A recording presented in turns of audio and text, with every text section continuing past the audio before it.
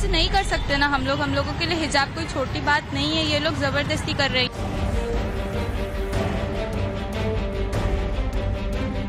तो उसमें हर्जी क्या है? बाकी के दिन जो है 150 दिन उनको छुट्टियां वगैरह जो है वो मनाने के लिए, और 5 घंटे के बाद जो चाहे वो आज़ादी कॉलेज के बाहर लेने के लिए उनको फ्रीडम है।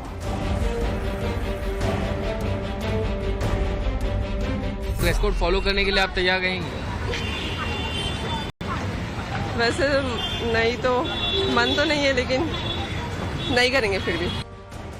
हिजाब पर जिद और मनमानी कितनी सही, ड्रेस कोड पर मजहब की दुहाई कितनी सही, ये सवाल एक बार फिर जीवंत और ज्वलंत हो उठा है। हिजाब पर बॉम्बे हाई कोर्ट के फैसले के बाद एक बार फिर स्कूल कॉलेज में बुर्के को लेकर बहस का दौर चल पड़ा है। हाई कोर्ट ने मुंबई के कॉलेज के भीतर ड्रेस कोड को सही बताते हुए हिजाब पर बैन लगाया, तो अब हाई कोर्ट पर ही सवाल उठाए जा रहे हैं।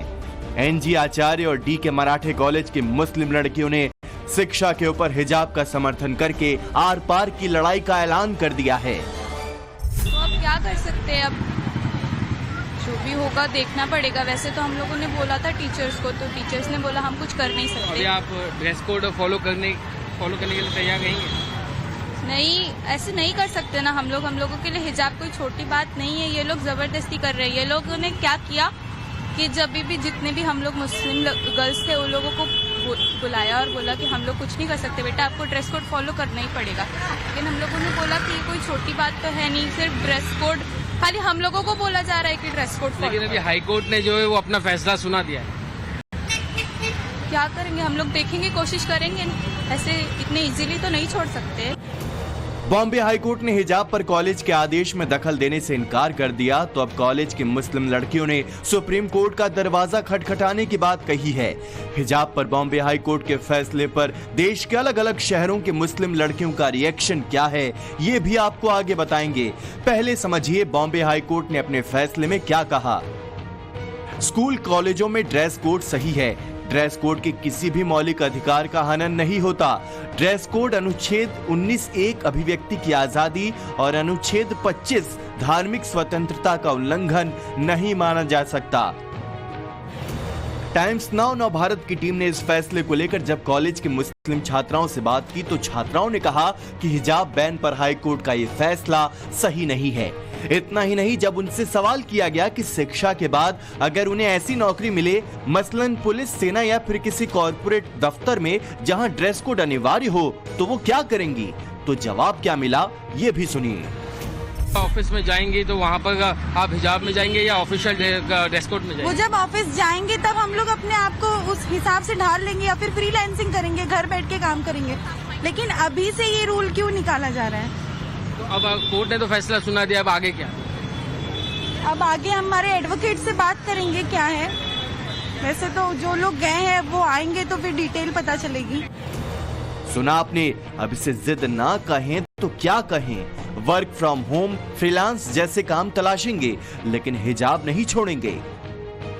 सवाल यही है कि जब सभी के लिए एक ड्रेस कोड, तो फिर विरोध क्यों?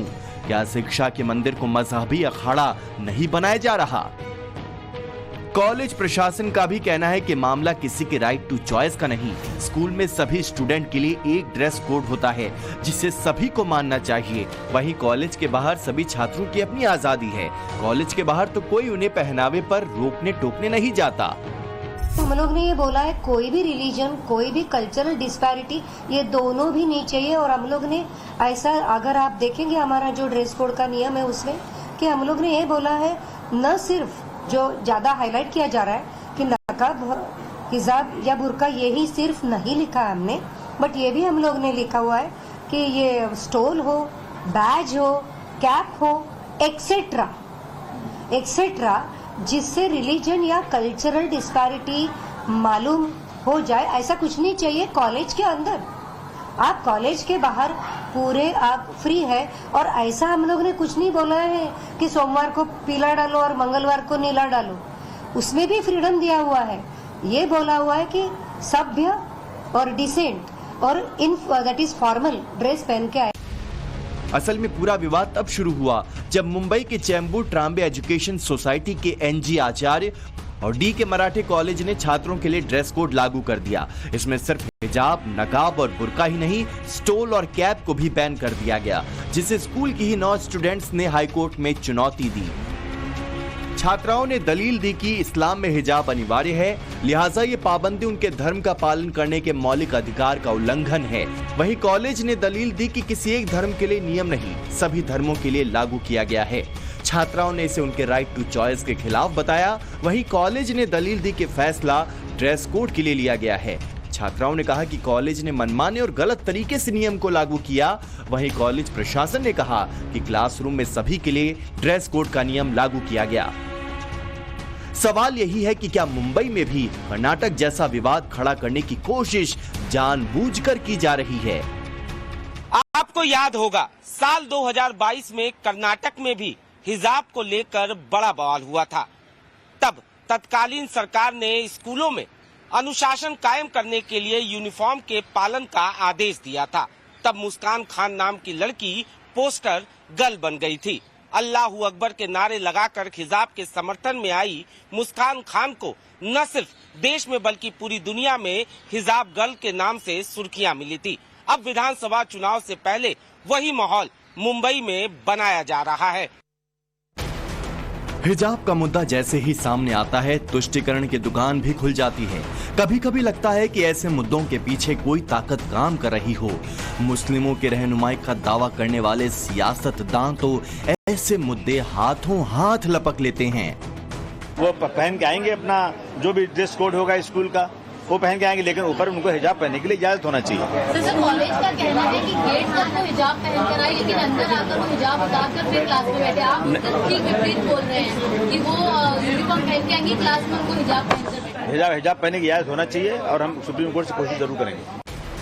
हिजाब को लेकर सबसे ज्यादा मजहब की दुहाई दी जाती है। पीड़ित की तरह खुद को पेश किया जाता है। एक ऐसा नैरेटिव सेट किया जाता है जैसे सब मुसलमानों के विरोध में किया जा रहा हो, लड़कियों को मुसलमान होने की सजा दी जा रही हो। इस बार भी कुछ ऐसे ही रिएक्शन सामने आ रहे हैं। मुंबई हिजाब विवाद पर क्या कह रही है देश की मुस्लिम महिलाएं? सबसे पहले यूपी के बिजनौर से आई मुस्लिम महिलाओं को सुनिए। इस बैन को नहीं जारी रखना चाहिए। मैं उसके पक्ष में नहीं हूँ, क्योंकि हम एक डेमोक्रेटिक कंट्री में रहते हैं और सिख जैसे या क्रिश्चियन हो वो अपना पहनते हैं, सिस्टर्स लोग, उन पे कभी कोई बैन नहीं किया जाता है। तो ये सिर्फ एक इस्लाम या मुसलमान को ही क्यों चुना जाता है? उसी पे क्यों कहा जाता है कि ये चीज़ें बैन करिए? सबके लिए इक्वालिटी होनी चाहिए। या तो सबका हटवाइए या फिर सिर्फ मुसलमान को टारगेट मत बनाइए। बॉम्बे हाई कोर्ट की जो फैसला है वो गलत है। मुसलमानों का हिजाब जो लड़कियां पहनती हैं वो पहनना चाहिए लड़कियों को, इसलिए उनकी सेफ्टी भी रहती है। और कॉलेज में जाने के बाद लड़कियां क्लासरूम में जाने के बाद उतार दें तो वो ठीक रहेगा। हमारा इस्लाम धर्म इस चीज़ की इजाज़त नहीं देता कि हम हिजाब में ना रहें। हमें हिजाब में ही रहना है और हम अपने आप को ज़्यादा कंफर्टेबल महसूस करते हैं। मुंबई हाई कोर्ट ने जो हिजाब बैन किया है, मैं इस पर ये कहूंगी कि हमारी मुस्लिम कम्युनिटी की ये शुरू से ही परंपरा रही है कि हम लोग हिजाब लगाते हैं, क्योंकि ये हमें प्रोटेक्ट करता है। जब स्कूल कॉलेज में हिजाब या बुर्के को बैन किया जाता है तो हमेशा इस्लाम के बहाने विक्टिम कार्ड खेलने की कोशिश की जाती है। ऐसे में सवाल ये भी है कि हिजाब का इस्लाम से क्या लेना देना है और देश संविधान से चलेगा या शरिया से? जिस हिजाब को लेकर धर्म के नाम पर इतना बवाल मचाया जाता है, दरअसल कुरान की आयत में हिजाब नाम का वो शब्द ही नहीं है, बल्कि हिजाब की जगह खिमार का जिक्र है। और खिमार का मतलब एक दुपट्टा होता है जिसे कमीज पर ढका जाता है। इस कमीज को अरबी भाषा में जिल्बाब कहा जाता है। कहीं किसी आयत में जिक्र नहीं है कि हिजाब से मुस्लिम महिलाएं अपना चेहरा ढकें। दरअसल प्रॉफिट साहब की पत्नी से बात करने के लिए हिजाब यानी पर्दे का इस्तेमाल होता था। तब समाज में दरवाजे नहीं होते थे, इसलिए हिजाब के तौर पर पर्दा होता था। लेकिन जब भी हिजाब की बात आती है, इसे तुरंत मजहब से जोड़ दिया जाता है।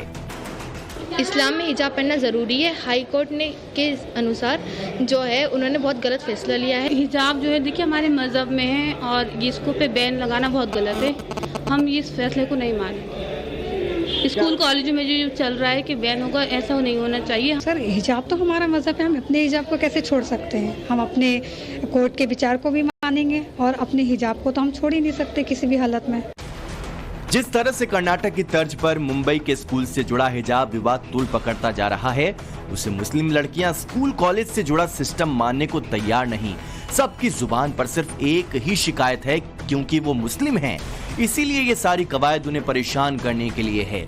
यूपी के अलीगढ़ की मुस्लिम गर्ल्स को सुनिए। पहली बात तो हमारे हिजाब पर काफ़ी सवालात उठते हैं, तो ये नहीं उठना चाहिए, क्योंकि हमारी चॉइस है, हमारी मर्जी है, हम क्या पहने क्या नहीं पहने। हिजाब तो बिल्कुल एक सेफ ही चीज़ है, इसको तो बिल्कुल भी मतलब मना नहीं करना चाहिए। ये हमारी अपनी रिस्पॉन्सिबिलिटी है, हमारी अपनी चॉइस है कि हम अपने हिजाब करके अपना कवर करके निकल लें। सर पहले तो ऑप्शन उठाने नहीं चाहिए था हमारे हिजाब के लिए, ये हमारी सेफ्टी के लिए होता है, तो ये लड़कियाँ ज़्यादातर पहने तो ज़्यादा ठीक रहेगा। लड़कियों को पहनना भी चाहिए, और स्कूल में कॉलेज में जा रहे हैं तो पहनना चाहिए रास्ते बीच में, क्योंकि कोई हमें गलत नज़र से देखेगा अभी नहीं। हम इसे अपनी सेफ्टी के लिए पहनते हैं, किसी की उसके लिए नहीं पहनते, क्योंकि अगर हम मतलब बाहर निकलते हैं तो हमें ये लगता है कि 4 लोगों की नजरें होती हैं हम लोगों के ऊपर, इसलिए अबाए में निकलते हैं तो ऐसा लगता है कि हम अपने आप को सेफ महसूस करते हैं। हिजाब हमारे मतलब पहनना ज़रूरी है। यूनिवर्सिटी में जो स्टूडेंट आती हैं उनको भी अच्छा लगता है हिजाब पहनना। हमारे अलीगढ़ में जो लड़की पहनती है हिजाब, वो हमारे लिए बहुत अच्छा है। हमें ये फील होता है हिजाब पहनने से कि हम लोग बाहर जाते हैं, कंफर्टेबल रहते हैं। असल में हिंदुस्तान में हिजाब को अपनी सुविधा के हिसाब से इस्तेमाल किया जाता है। जो भी हिजाब को इस्लाम से जोड़ता है, मगर अब वक्त बदल रहा है। अब दुनिया के तमाम ऐसे मुस्लिम देश है जहां हिजाब को प्रतिबंधित किया जा चुका है, और हिजाब को बैन करने वाले ये देश कोई रूढ़िवादी सोच रखने वाले नहीं हैं, बल्कि खुशहाल और विकसित देशों में गिने जा रहे हैं। सीरिया में मुस्लिम आबादी की तादाद करीब 70% है यहाँ 2010 में, और इजिप्ट जहां मुस्लिम आबादी करीब 90% है, यहाँ 2015 में सरकारों ने विश्वविद्यालयों में पूरा चेहरा ढकने पर प्रतिबंध लगा रखा है। इटली और पड़ोसी देश श्रीलंका में भी बुर्का या हिजाब पहनने पर रोक है। इन देशों में अगर कोई भी महिला बुर्का पहनती है तो उस पर कानूनी कार्रवाई की जाती है। Switzerland, Netherlands, Belgium, Denmark, Austria, Bulgaria, France, रूस जैसे देशों में भी हिजाब और चेहरा ढकना प्रतिबंधित है। यहाँ तक कि मुस्लिम बहुल मध्य एशियाई देश तजाकिस्तान ने भी हिजाब पर प्रतिबंध लगा दिया है। लेकिन भारत में जैसे ही हिजाब का नाम आता है, विरोध शुरू हो जाता है, जिससे समाज बढ़ता है। भारत जैसे उभरते देश की पहचान ही है उसका सर्वधर्म समभाव। यहाँ सबके लिए समान हक की बात की जाती है।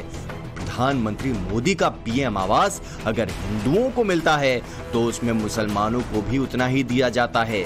सिर्फ यूपी की बात करें तो राज्य में मुस्लिम आबादी 17% है, जबकि पीएम आवास का 35% तक लाभ उनको मिला है। इतना ही नहीं, जनधन योजना, उज्ज्वला योजना, सौभाग्य योजना, उस्ताद योजना, मुद्रा योजना समेत जितनी भी योजनाएं केंद्र सरकार की चल रही हैं, उसका सबसे ज्यादा लाभ मुसलमानों को ही मिला है। यानी मोदी अगर कुछ डिलीवर करते हैं तो उसमें मुसलमानों की भी बड़ी भागीदारी होती है। ऐसे में सवाल यही है कि सिर्फ हिजाब के नाम पर जिद, मनमानी और मजहब की दुहाई देकर खुद को विक्टिम दिखाना आखिर कितना जायज है। ब्यूरो रिपोर्ट, टाइम्स नाउ नव भारत।